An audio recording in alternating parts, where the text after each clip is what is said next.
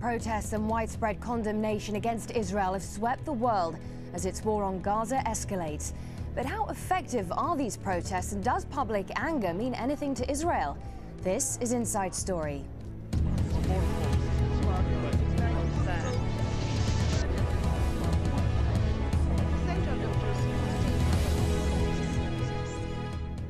Hello and welcome to the programme. I'm Mariam Namazi.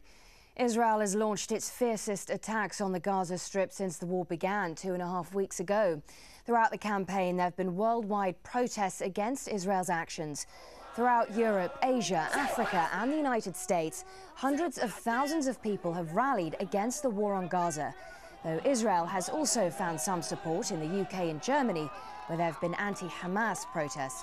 In Spain, Prime Minister José Zapatero attended an anti-war protest on Saturday. He addressed the demonstration and publicly called for Israel to implement an immediate ceasefire. Tel Aviv called Mr. Zapatero's words unfair and criticised his presence at the rally. Well, this is what some protesters had to say about the ongoing war on Gaza. We are here to denounce the Israel offensive in Gaza, and we call on the international community to apply pressure on Israel for its unlawful war crime and stop massacre now. Shows that the United States is supportive of the ongoing escalation of armed conflict in Gaza. We want to raise awareness among the Americans here so they can understand what was going on, and also call for an end to U.S. support, because it's U.S. planes that are bombing Gaza. Just solidarity with the poor Palestinian people. I mean, Israel is killing all the children and women and everybody for no reason. They are occupiers. They have stolen their land. They have destroyed their homes, and they're killing people. They are humans, and they're killing them for no reason. Well, most of the international protests have focused on Israel as the perpetrator of violence. But in some countries, protesters are actually rallying against their own governments and regimes that they see as ineffective in helping to bring about an end to the conflict. Across Arab nations, tens of thousands have been protesting against what they believe is a lack of support for Gaza. Egypt has come in for the most condemnation. Critics say the Egyptian government has been complicit in both allowing the Israeli attacks to start and continue for so long. In Egypt itself, scuffles have broken out in several towns as police have tried to break up demonstrations. Joining us today are our guests. In London, OSAMA, QASHOO, a spokesperson for Free Gaza, an international political organisation that is determined to break the Israeli siege on Gaza. Also in London, Jeremy Corbyn, a Labour Member of Parliament and a staunch supporter of the Stop the War campaign. And in New York, Joshua MURAVCHIK, an influential neoconservative writer and a resident scholar at the American Enterprise Institute. Thank you, gentlemen, for joining us. Jeremy Corbyn, if I can begin with you. You've attended these protests. What is the mood amongst the people there? How do they feel about what's happening in Gaza? I was amazed at the size of the demonstrations we've had. We've had 2 in London on successive Saturdays, and last Saturday's one attracted probably 100,000 people, the previous one about 60,000.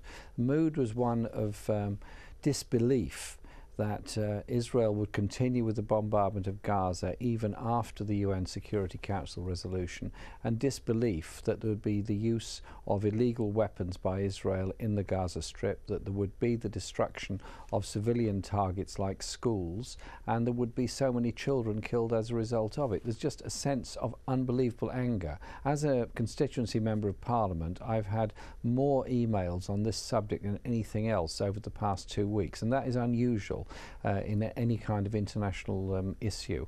And the people in this country are very upset, very angry, and are looking to their own government to do far more about it. The demonstrations are having an effect. The results in Parliament yesterday were there was far more strident criticism of Israel than I've ever known before, and the newspapers are beginning to take it up in a much more direct way than they were before. Well, OSAMA, QASHOO, I can see you nodding your head there. Do you agree that these protests have had quite a considerable impact on public opinion? I absolutely agree. I think protest and demonstration across the world are very important for both the attackers and for the people under attack.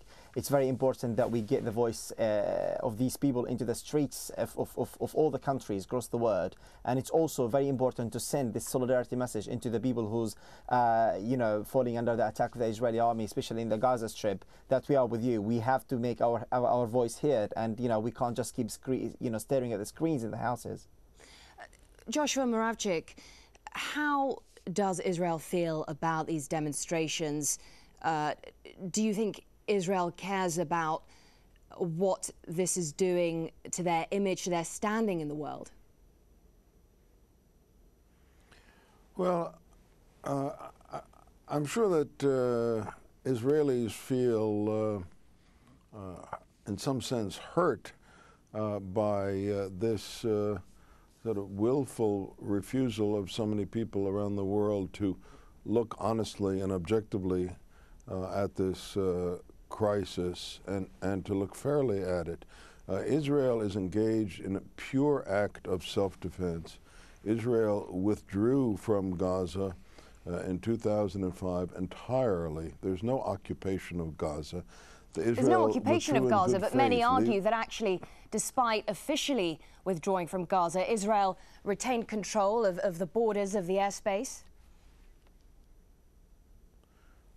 Well, that's true, because it had a concern for its own security, but there was plenty of traffic across those borders until the people in Gaza, or some of the people in Gaza, primarily Hamas, began, first of all, to attack the border crossings themselves in suicide missions to try to kill the border supervisors as well as people crossing the borders, and also the fact that from the day that Israel withdrew from Gaza, rockets began to fly out of Gaza into Israel every single day. There was not a day that went by since Israel withdrew from Gaza that there haven't been rocket fire into Israel. Some would argue that that has something to do with an 18-month blockade of Gaza that was starving 1.5 million people. You're putting no, that's nonsense. Okay, You're putting Joshua cause and MURAVCHIK, effect let me put backwards. some of what you've said. There was no blockade. There was no blockade. There was no blockade. So it is a fact that there was an 18-month blockade of Gaza that prevented food, fuel, and essential supplies from accessing the territory. You're completely wrong. Right, well, let me allow one of our other guests to respond to what you're saying. Jeremy Corbyn, your response. Yeah, Joshua, sorry. There was a blockade of Gaza from the sea, from the land and from the air. There was a denial of the right of people of Gaza to travel outside of the Gaza Strip. There was a denial of the right of Gaza to export its products from any industries that exist in Gaza, hence the economic collapse that's going on. There was also an active policy of preventing sufficient levels of food, medicine, energy and other supplies getting into Gaza. Hence we have a humanitarian crisis, hence we have massive levels of unemployment, hence we have an awful lot of very angry people. You cannot imprison 1.5 million people and not expect them to get very angry about it. That's exactly what Israel did. That is why the ceasefire broke down. And also, you have cause and effect say backwards. Hold on, you got 3 against 1 here. You got 3 against 1 here, so you have to let me keep getting in. All right, well, let me put your point to OSAMA QASHOO. Mariam, you have 3 against 1. What? All right. No, I'll answer CORBYN, then I'll answer you, Mariam, then I'll answer QASHOO. If you want some fairness, you have 3 against 1. There's no need to get worked up about it. We're having a discussion. Calm down. Make your point. Okay. Well, let me put one of your points to OSAMA QASHOO. I'm saying that everyone. We frequently hear the same argument being made again and again by Israeli officials and others that Israel is targeting Hamas militants in Gaza, and that civilian casualties are due to the fact that Hamas is essentially using the civilian population of Gaza as human shields. I mean, I don't know, there is over 700,000 child in Gaza, and you know, it's more than half the population in Gaza are children, and Gaza is the most intense area in the world. And of course, you know, I mean, there is nowhere for Hamas to go and fight Israel from, but from Gaza, and Gaza is full of people. I mean, so they're not using people as a human shield. And also, this is not the point. It's not 2 against 1. I think the point is that the oppression and the war crimes that Israel is committing in the Gaza Strip against the human population, the Palestinian population in the Gaza Strip, which been observed by all the world, and it's moved the public, the individuals, and that's why they are out in the streets, and that's why we have hundreds and hundreds of thousands of people protesting from Latin America into Africa, until Africa. So, I mean, Israel have to recognize and have to acknowledge that the international community are seeing what Israel is doing, and they are saying no. And the fact that they're saying no, they're entitled to that, and Israel have to stop immediately. And the public pressure is very vital to stop Israel committing more war crimes and ignoring the whole international community and the whole individual community. Joshua MURAVCHIK, your response to that? Well, it's everything is inside out here. Israel is committing no war crimes in Gaza. Hamas is committing war crimes. It's a war crime to shield yourself with civilians. To say that Gaza is a very crowded place so they can't help it is simply not right. They are using mosques, firing from mosques, hiding weapons in mosques. They're using schools, firing from schools, hiding weapons in schools. They're using hospitals.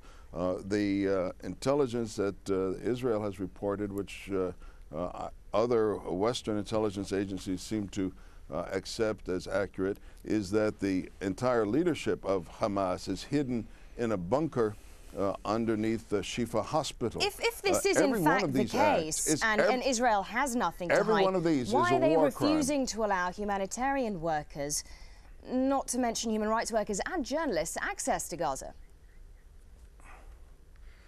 They have allowed humanitarian workers access to Gaza.